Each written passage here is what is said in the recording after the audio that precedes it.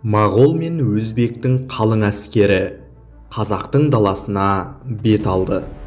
Соңдарынан қуып келе жатқан моғол өзбек әскерінен енді қашып құтылмасын түсінді ме екен, әлде одан әрі шегінудің ешбір мағынасын көрмеді ме? Тоғым хан бастаған біріккен қазақ-қырғыз әскері не де болса жаумен шайқасуға бел буды. Кеш батып кеткендіктен екі жақтың әскері таңның атуын күтті. Таң шапағы көрінісімен моғолдар мен өзбектердің біріккен күштері қазақтар мен қырғыздарға бас салды. Соғысты моғолдар билеушісі Әбдірашид хан бастады. Екі жақта жан аямай қанды қырғынға түсті. Қазақ-қырғыз әскері анағұрлым аз болатын. Бір ғана шайқаста Тоғым ханның өзі, оның 9 сарысы атанған 9 ұлы, 37 сұлтан жан тапсырды. Шайқастың қатты болғаны сондай, майдан даласында өліктер шашылып жатты. Ел үміт артқан қазақтың тағы бір ханның өмір жолы осылай аяқталды. Бұл соғыстың жаңғырығы тіпті Кашмир өлкесінде отырған Мұхаммед Хайдар Дулати мырзаға жетіп, хабарды естіген тарихшы жер бетінде тірі қазақ қалмады-ау деп ауыр күрсінген екен. Халайық, алдымен видеоны осы жерден тоқтата тұрыңыз, арнаға тіркеліп лайк басып еңбегімізді бағалап қойсаңыздар. Әз Жәнібек ханнан туған Әдік сұлтанның ұлы Бұйдаш хан болып тұрған кездақ қазақ хандығының Жетісудың батысқа қарайғы орталық бөлігін Әз Жәнібектің басқа 8-ші ұлы Жәдіктен туған Тоғым хан биледі. Ортақ хан Бұйдаш болса да, ол өзінің ұлысында, яғни Жетісудың оңтүстік шығысында хан атанды. Бала жігіт шағынан алғаш Ноғай мырзаларына, Мұхаммед Шайбани бастаған өзбектерге және ақырында моғол ханы Әбдірашидке қарсы жанталасқан күрестерде тәрбиеленген ол нағыз жаужүрек жауынгер еді. Тоғымның билігі тұсында қазақ хандығының батысында билік еткен Ахмет ханның билігімен тұспа-тұс келді. Тоғым хан Әз Жәнібек ханның 9-ші ұлы Әдік сұлтанның баласы еді. Ол билеген қазақ хандығының орталық бөлігі Ноғай мырзасы Шейх Мамай иеленген жерлермен шекараласып жатты.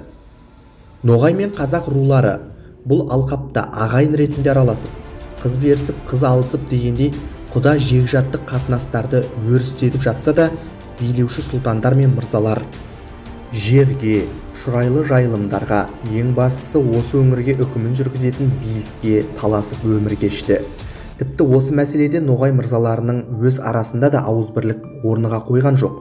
Мысалы, иелігі қазақ ханы Тоғымның аймағымен солтүстікте шектесіп жатқан Шейх Мамай мырза Ойыл мен Ембі өзендері маңынан Сібірге дейінгі және батыста Жайыққа жақын жатқан өңірлерді иемденсе, ал Ноғайлардың беделді мырзасы Сайд Ахмет Жайық аймағын және ірі астаналық орталық Сарайшықты биледі.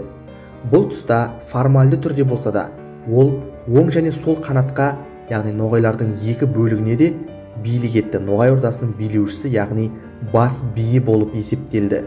Бұлардың арасында Шейх Мамай шығыста қазақтарды Ембі өзенінен бері өткізбеу туралы тапсырманы орындауға тиіс болды. Алайда қазақтар Қожа Ахмет ханның және Тоғым ханның бастауларымен Ноғайлар жайлап жатқан өңірлерге жиі-жиі жортуылдар ұйымдастырудан бас тарта қойған жоқ. Ноғайлар да өз кезегінде қазақ аймақтарына барымталар, кейде ашық шабуылдар жасаумен болды. Алайда Сайд Ахмет мырзаның әкімшілік басқару реформалары Ноғайлардағы билік мәселесін тәртіпке келтіріп, Ноғай ордасын қайтадан күшейте түсті. Бұл, яғни Қасым ханнан кейінгі Ноғайлар мен қазақтардың жағдайы болатын. Ал енді қазақ хандығына келер болсақ, оларда Ноғайлар тәрізді үшке бөліне тұрса да, осы үш бөлікті бір орталықтан басқару ісін жолға қоя алмады. Ал мұның өзі қазақ хандығын бытыраңқы жағдайда қалдырып әлсірете түсті. Алайда осыған қарамастан қазақ хандығының Тоғым хан билейтін орталық бөлігі Ноғайлар үшін аса қауіпті болып қала берді. Қазақтардың төтенше шабуылдарынан қатты қауіптенген Ноғай ордасының солтүстік бөлігін билеген Шейх Мамай Жүсіп және тағы басқа мырзалар 1535 жылдың қақаған қысында ембі мен жайық арасында тынбай жортып қазақтардан қорғанудың амалын жасаумен болды. Жазға қарай ноғай мырзалары қазақтардан бірігіп қорғану үшін ноғайлардың игі жақсыларын жинап ұлттық жиналыс өткізуге әрекеттенді.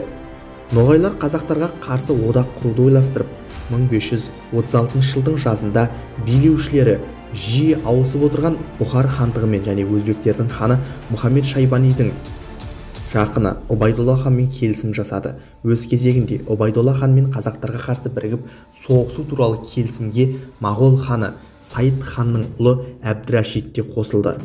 Моғолдар Жетісудың өздерінің ата мекендері екенін алға тартып, қазақтарды одан ығыстырып шығармақ болды. Одақтастар сонымен қатар қазақтардың шығыстағы жоңғар ойраттарымен келісімге келу мүмкіндігінен қатты қауіптенді. Қазақтарға қарсы алғашқы жорықты ноғай мырзалары бастап, Тоғым ханның қолын үлкен жеңіліске ұшыратты. Ноғай шайқасы деген атпен елдің есінде қалған бұл қанды қырғын Тоғым ханды шығысқа қарай ығыстырып тастады. Қазақтардың бетін қатты қайтарған ноғайлар енді әбден күшейіп, Астрахан хандығына қарсы жорықтарына күшейтті.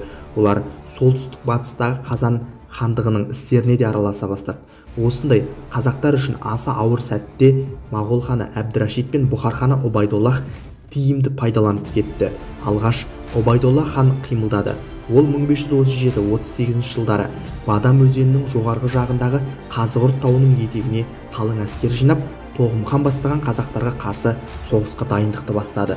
Әскери жаттығуларды аса қолайлы аймақта өткізген өзбектер өз әскерлерін тәртіпке келтіріп, ашық соғысқа аттану үшін өздерінің одақтастары моғолдардан хабар күтті. Тоғым хан бастаған қазақтарда қарап жатпай өздерімен тағдырлас қырғыздарға ат шаптырып, оларды да соғыс жағдайына алдын ала даярлап, қорғанысқа дайындала бастады. Осы кезде өзбектерге өздерінің одақтасы Моғол ханы Әбдірашидтен ат терлетіп жаушы келді. Ол өзбек ханына алдағы соғыс жоспарын ұсынды. Ол бойынша Убайдоллах соғысты бастау үшін бірінші болып Сайрам өзенінің аймағынан қазақтарға қарай аттанды. Олар келесі Ұзынқұлақ өзені бойына жеткенде Әбдірашид әскерлерінің де жақындап қалғандары туралы хабар келіп жетті. Келесі күні Ыстықкөл маңындағы Санташ аймағының Шағат мекенінде моғолдар мен өзбектер кездесті және олар қазақтардың қайда кеткендерін айқындап алды. Осылайша олар желе жортып, кешке қарай қазақтар бекінген алаңға келіп жетті.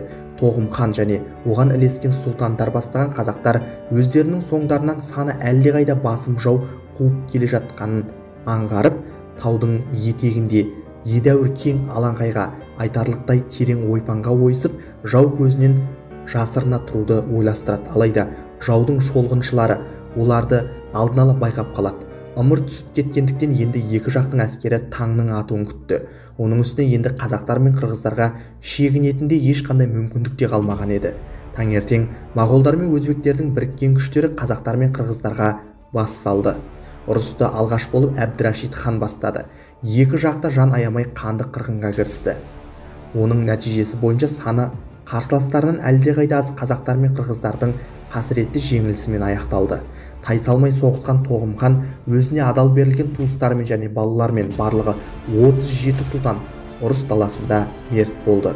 Осылайша Жетісудың оңтүстік батысынан батысқа қарай созылып жатқан қазақтың кең даласына билік жасаған Қасым ханның ұлы Жәдік сұлтаннан тараған ұрпақ түгелдей моғолдар мен өзбектердің қолымен соғыста баудай түсіп қырылып қалды.